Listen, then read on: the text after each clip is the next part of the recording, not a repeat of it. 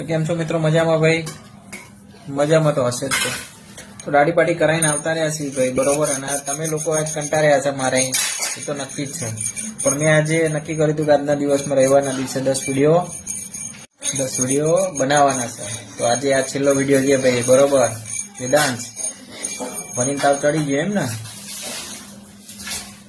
ચડી ગયો